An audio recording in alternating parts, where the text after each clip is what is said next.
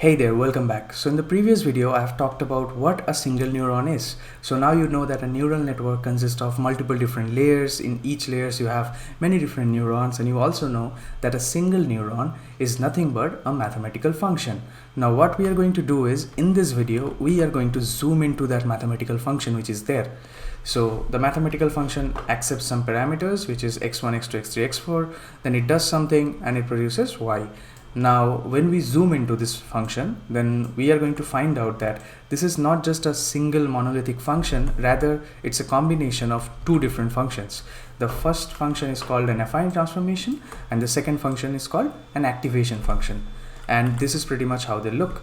So you have the inputs to your neuron, right, which are x1, x2, x3 and x4, and these inputs can either be outputs from the neurons in the previous layer, or it can be some data points. So it can be either, because now we know that one neuron passes the output to the neurons in the subsequent layer. So it can be either of these inputs, right?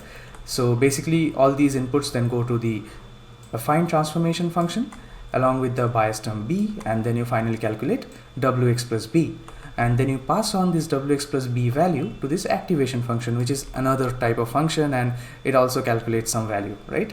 So as of right now, let's not look into both of these functions at the same time. Let's start with the affine transformation first, and then once we are done, we can move to the activation function part.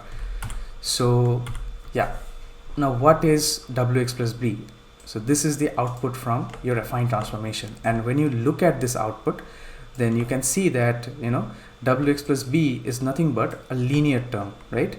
So it's kind of synonymous to the equation of a straight line. So it's basically a linear term. So that's what makes affine transformation only able to learn linear relationships in data. So affine transformation can't learn non-linear relationships, rather it can only learn linear relationships in data, right? Because it's of the form wx plus b. So you may be confused a little bit about wx plus b, what it is and so on. So here I have just explained that wx plus b is nothing but the weighted sum of inputs and associated weights with a bias. So this is wx is just a representation for w1 x1 plus w2 x2 till wn xn, and you finally add the bias term, which is b. So this weighted sum is a linear term, and affine transformation is for linear relationships. Now obviously a neuron would not only be detecting linear relationships in data, it will also be responsible for detecting non-linear relationships, and for that purpose a neuron has an activation function which is mainly responsible for detecting the non-linear relationships in data. Now in case of affine transformation, you can see that I have written a formula here called wx plus b, and this formula is basically going to be same, because affine transformation is always pretty much the same, right? You always have the output in the form of wx plus b, which is a linear output. But when you see an activation function, you can see that the output which I have written over here is f of wx plus b. I haven't really given you a proper value, a proper I should say signature or method or something like that, and the reason is the activation function is not fixed. You have many different activation functions which are available to you, and it's totally up to the architect of the neural network to decide that for this specific problem I'm going to use this specific activation function. And there are actually many different activation functions which are available. So starting off with the rectified linear unit function, and you can look at the curve and you can understand what kind of function it is. So here the orange line that you see over here, the orange plot, so this is basically your output from the activation function, and in the x-axis you basically have the output from the affine transformation function. So in the x-axis you have the value of wx plus b, and in the y-axis you have the value of y, which is basically the activation function output.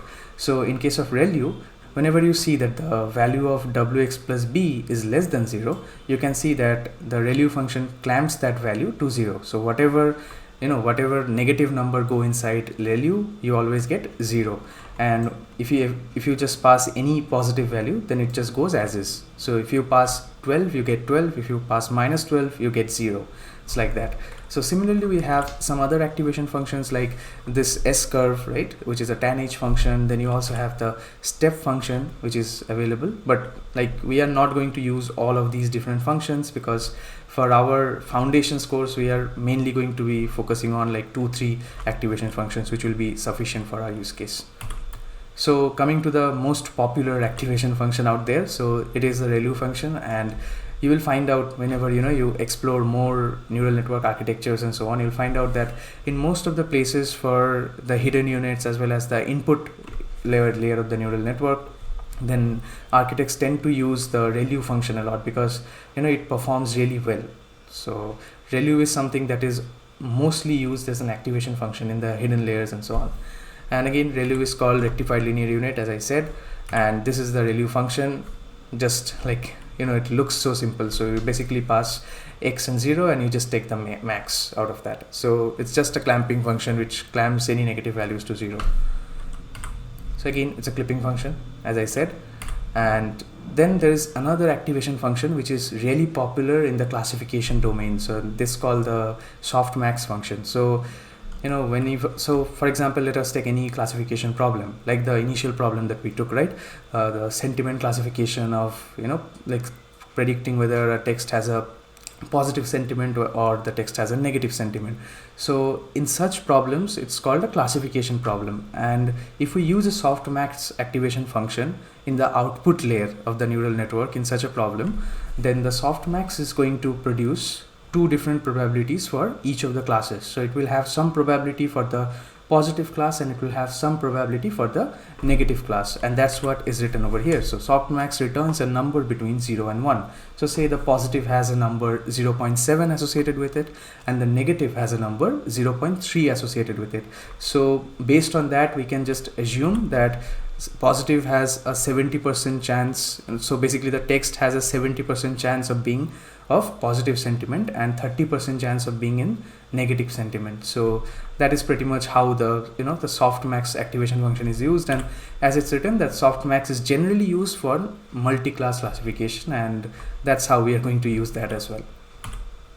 Now, coming to what activation function you should choose, right? So again, the main thing that you should always remember that what kind of problem you are dealing with, because when the complexity of the problem changes, when the domain of the problem changes, the kind of data you are working with changes, then all these choices will also vary. So the choice of activation function depends on the problem you are trying to solve.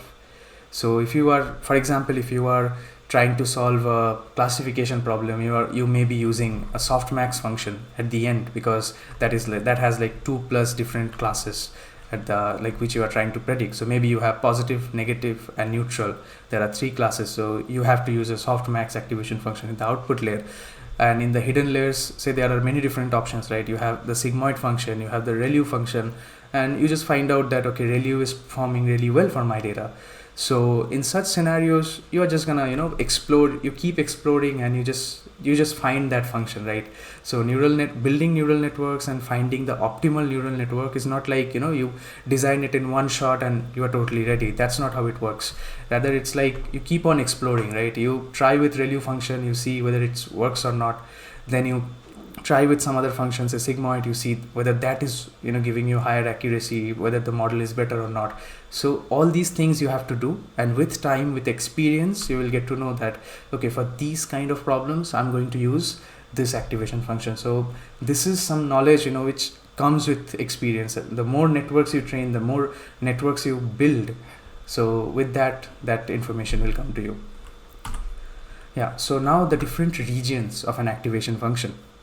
So the region where the value of the activation function or the result from the activation function changes based on the input is called the active region. So here you can see that for ReLU function, right? So this line, this curved line, so it's not a curve actually, this is a kind of a tangent line. So this line is basically your active region, because here if you change the inputs, the output will also change, right?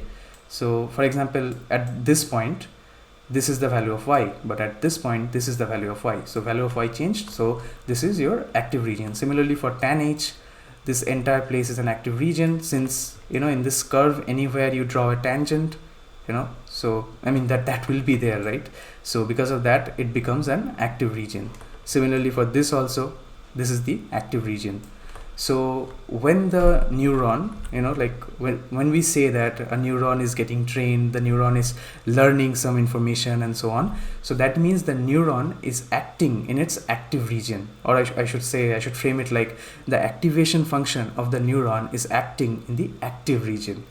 And like we go to the opposite of active now, which is the saturation region. So the region where the value of the activation function does not change based on the input is called the saturation region. Like for example, for ReLU, this is your saturation region.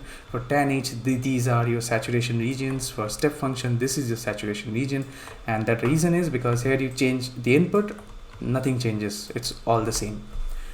So whenever the activation function of a neuron works in the saturation region, we just say that the neuron is saturated and it's not going to learn anything more. It's done. So yeah, what is a linear neuron? So a linear neuron is basically, when you use an identity function as an activation function. So what is an identity function? So identity function is like whatever you pass, you get that, right?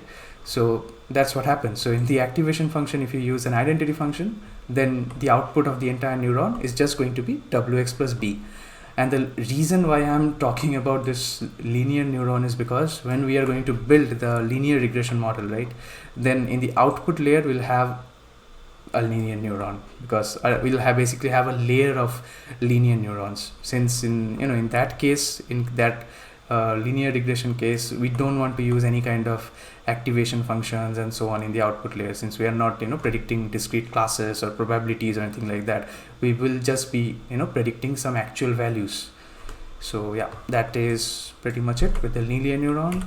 So yeah, finally, so we are pretty much done with all the mathematical functions right now which are there in a neuron, which is the affine transformation and the activation functions.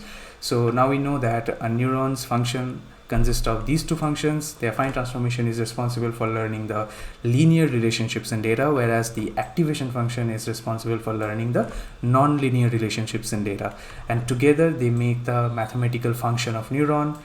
Together many neurons make a neural network layer, and together many layers make the entire neural networks, which does wonders, right? Which does wonders with whenever you pass it a lot of data, it give it more time and so on.